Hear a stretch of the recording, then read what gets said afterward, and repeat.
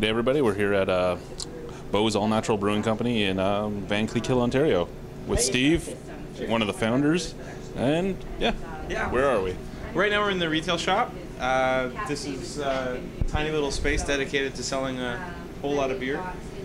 We get somewhere in the neighborhood of 500 people through a week, which is kind of cool considering the whole town is 1,800 people and 2,000 cows. And then once a year we have our Oktoberfest celebration, and during that weekend we'll literally have 15,000 people come through here, which is it was just last weekend, so we're still all recovering. But if you want to come this way, we can see the fun stuff.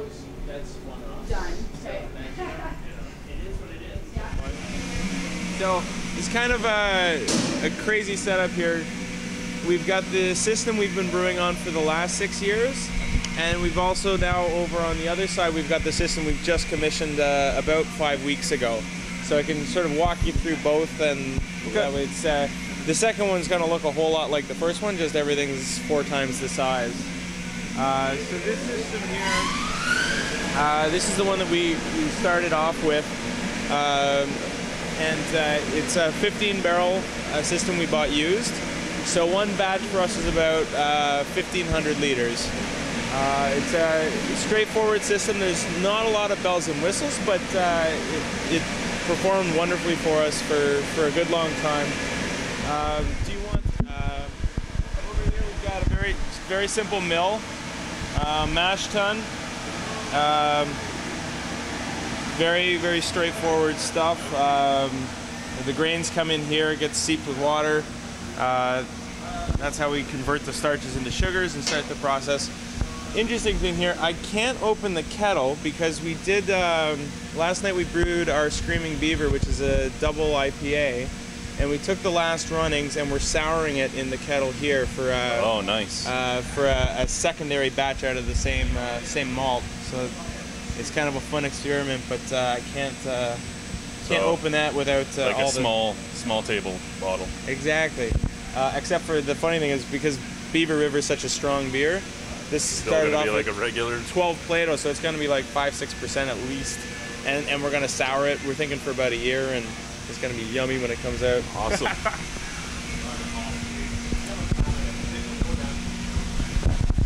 We decided to move to the larger system. We decided instead of going silo, we'd get super sacks. So that's what this piece of equipment here does. We get these sacks that literally hold a ton of grain. Pop it right in the top, and then it almost looks like hamster mazes now because of all the movement it's got to go. The grains have to go up this over here, over to the mill, from the mill over to the hopper over there, from the hopper all the way over to finally the new mash tun, the new system. We want to come on up. This is Andrew and Kevin. These are 2 of our brewers. Good, how are you? They also play in my band. It's not why I hired them, I swear to God. We got a bit of space issues right now because we've got the 2 systems here and we're filtering all in the same spot. Yeah. I'll show you the space we've designated for filtration, but it's not prepared yet, so we're still filtering like right on top of our brewing right now, which is obviously a bit of an annoyance for the brewing team, but this is Matt. He's another one of our brewers. Hi, Good day. How are you? Good, thanks. What are we brewing now? Is this Lug? We got Lug Trite on the go. Yeah, we're just casting into the fermenter right now. Very cool. And starting the new one, Borlamping the next one. Awesome. We do them all together. You want to take us up and show us? Or Absolutely.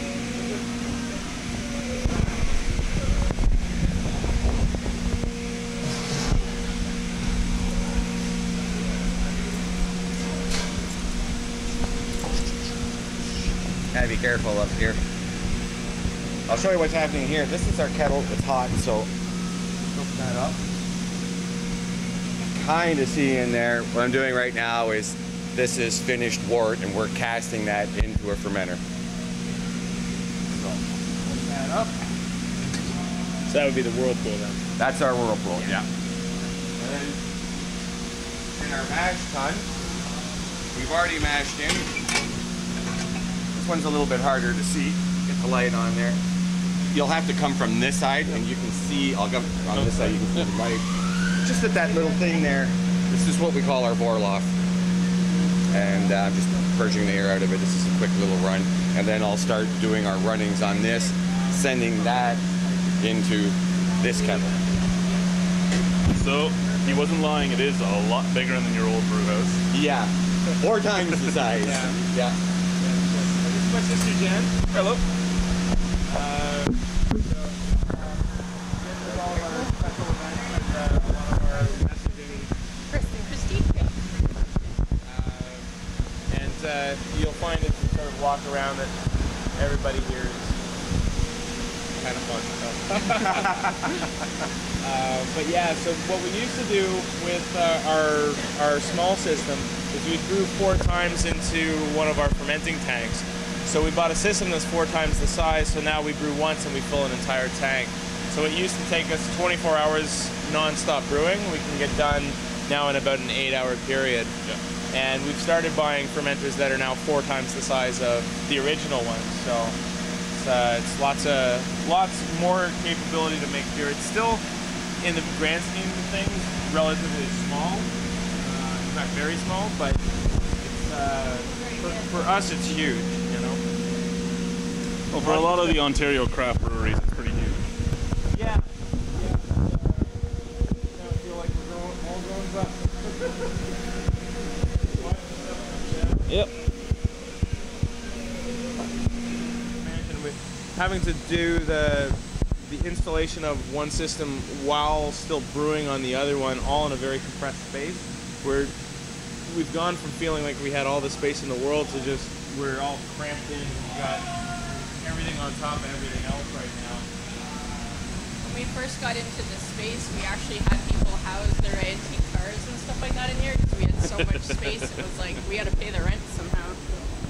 Yeah. When we first started off, we had a total of 6 single batch fermenters, and that was it. Now we've got 17 of these. These are all 60 barrels. About 7,000 liters of beer in each one. And this is what we've been running off of for the last, well, it's like, for us, it's kind of like counting the rings on a tree. You can kind of say, okay, well, this is the 4 that we bought second year, and this is the 4 that we bought the next year, and you can kind of sort of walk around and see where everything came from. Oh, and you just fit too. Yeah, you should have seen getting them in. We actually, some of the times we actually like poke a hole through the insulation with the lift bringing it up. Just barely fitting it. In here we've got a lot of barrels for our Creator Futures beers. There's a lot more sort of, because we had our Oktoberfest last weekend, everything's kind of moved to the side. We had a very sad accident.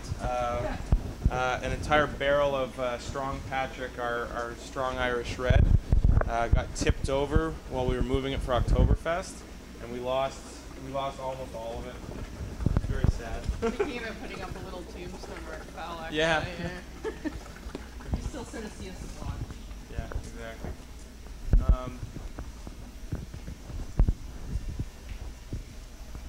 It's not the prettiest thing to look at, but we capture all of our yeast and our spent grains and our spent shrub, our hops, and that all goes to local farmers. And because we're certified organic and all the ingredients are organic, it can go to our organic pig farms, and the pigs tend to love it.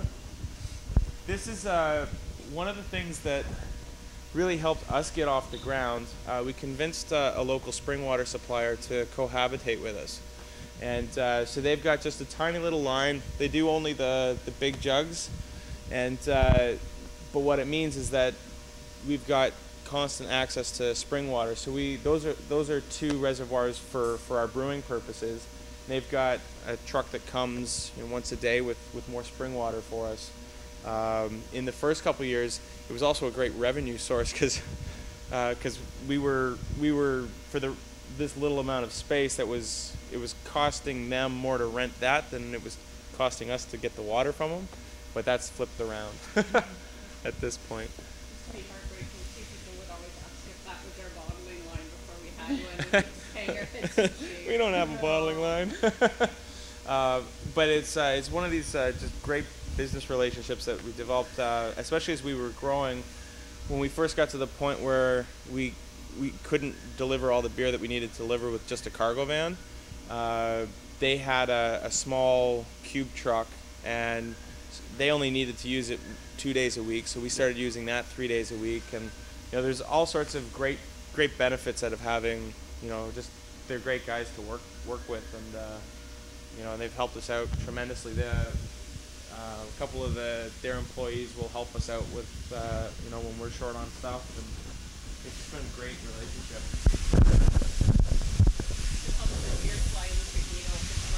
Yeah, exactly. So down this pathway is the building that we're still in the process of fully getting set up. Again, watch your step around a lot of the equipment. But this is housing the new tanks we've got. Oh, yes, those are A little bit bigger. So each of these is 4 times the size of the other ones. So it's 28,000 liters of beer we can put in them. You see how some of them are really sweating. They're brand new, and we're gonna have to get them re-insulated because obviously that's not supposed to happen. But that's the kind of thing when these things get made. They're supposed to come perfect, but they don't always. I won't mention the name of the manufacturer because I don't want to upset everybody. And then what's in here right now is really all the empty kegs that have come back from Oktoberfest last weekend, so we can get them washed and refilled. The building we sized to hold 12 of these tanks. We've got the first 6 in now, and these 6 represent a complete doubling of our capacity. So, and then we can do that again with the next 6. very nice. I'll show you the bottling line next. Kind of a quiet day here, right? It's a very quiet day. Giving most of the people the day off because they had to work all last weekend. But it means that it's a lot quieter to do the talking part. So this is the bottling line. We've had a really sort of fun evolution of bottling.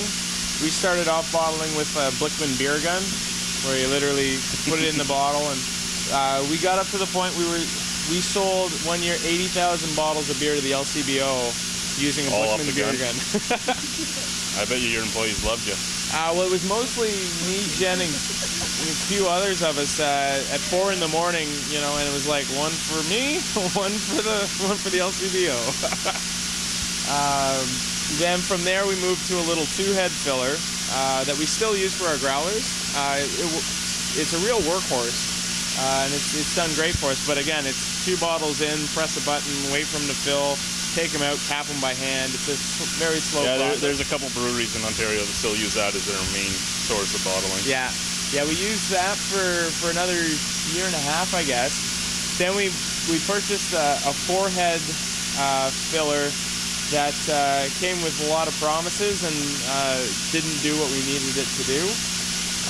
So as disappointing as that was, we finally bit the bullet and got something that can actually put beer into bottles at a half-decent rate. And so this is it. It's still, for the industry, I would say, considered fairly modest. At top speed, we can get to about 42 bottles a minute now. But for us, that's wonderful. And it's very labor intensive. So we've got, when this thing's running at full tilt, we've got up to 17 people working on the line just to keep it all going. There's a lot of things we can do to, sort of automate more, but for us right now to go from where we were, where we could, with the 4-head filler, we were doing 3 bottles a minute on a good day. So to be at 42 bottles a minute is pretty awesome. One head is usually down. Exactly, yeah.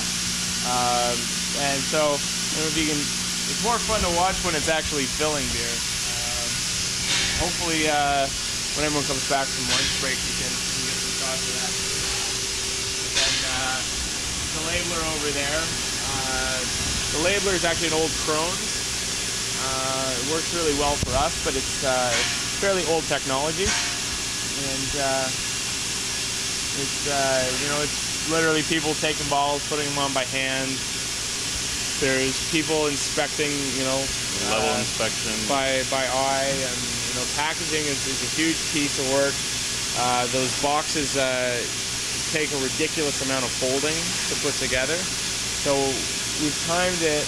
We can get basically one box every 30 seconds, so 2 boxes a minute.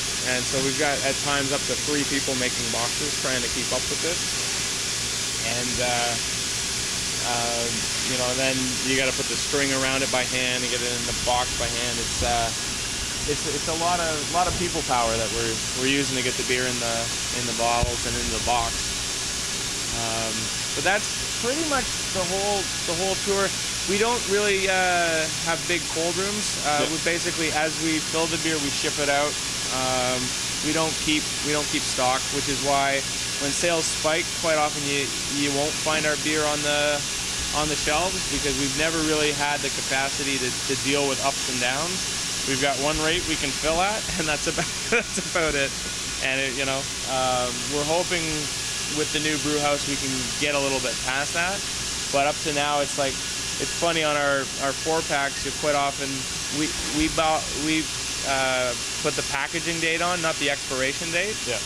Because we like people to see how recently it was packaged, and we still get calls all the time from people. I'm so upset. I picked up your beer at the LCBO, and you won't believe it, but it expires today. And I always get to be so happy to say, no, we packaged that today and got it to the LCBO, and they put it on the shelves, and you bought it. It was on the line today. And they're like, really? That's kind of awesome. So there is an upside to not being able to keep up with things, and that is the beer is always very fresh. But that's kind of the 2-penny tour. You want to sit down and try some beers? Sure. Sounds good.